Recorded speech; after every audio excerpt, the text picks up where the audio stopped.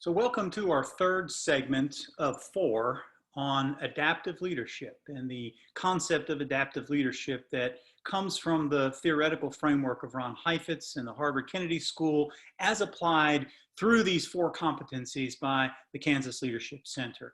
The third competency, and we've already discussed diagnosing a situation, we've discussed managing ourselves.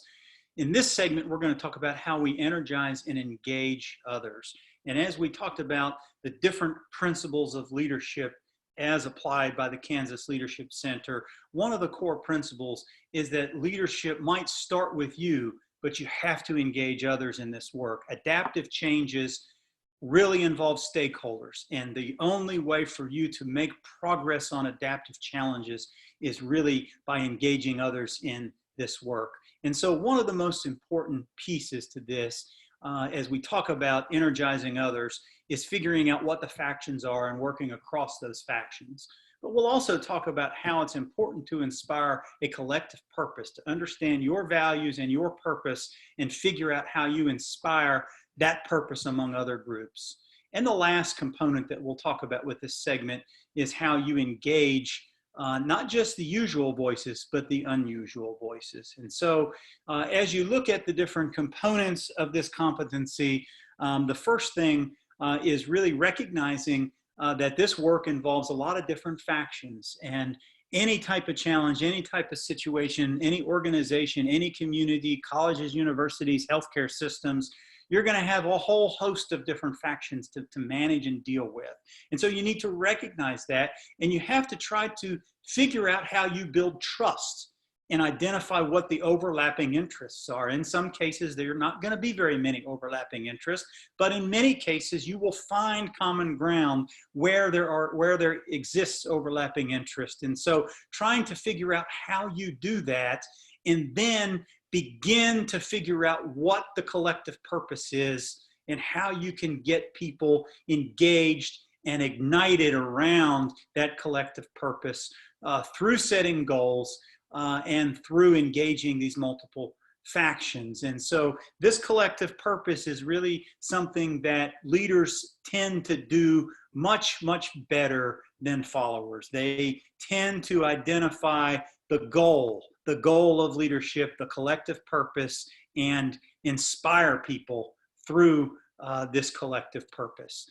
And so a big part of building trust is really how you identify your usual voices and then other voices that are connected to this issue that maybe don't get the attention. When we talked about diagnosing the situation, we talked about the stakeholder mapping, the XY plot, focusing on the level of engagement around the issue, those that had a stake in issue and those that had power in an issue.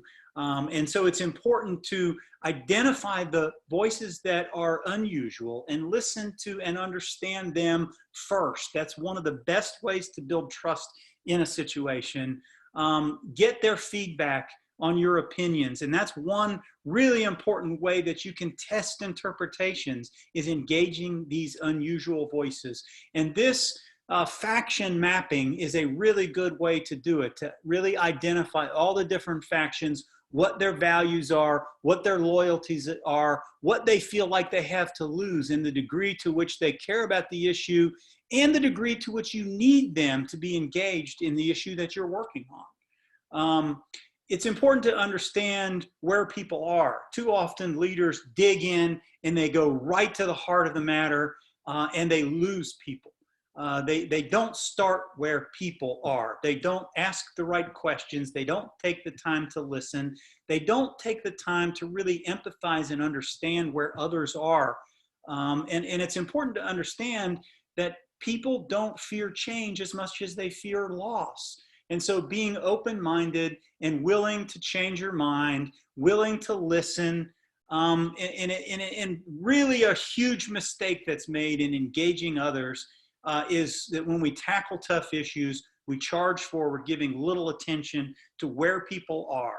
It's really, really important for you to start where people are and help identify where they need to go, where that collective purpose is, what the common values and common understandings are, and what their losses might be, and how you can handle them through those losses.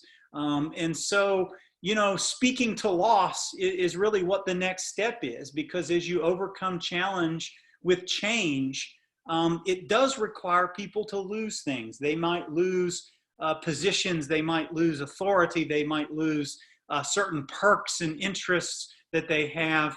And it's really important to understand and acknowledge that. Listen to people and speak to the loss, and then bring them along.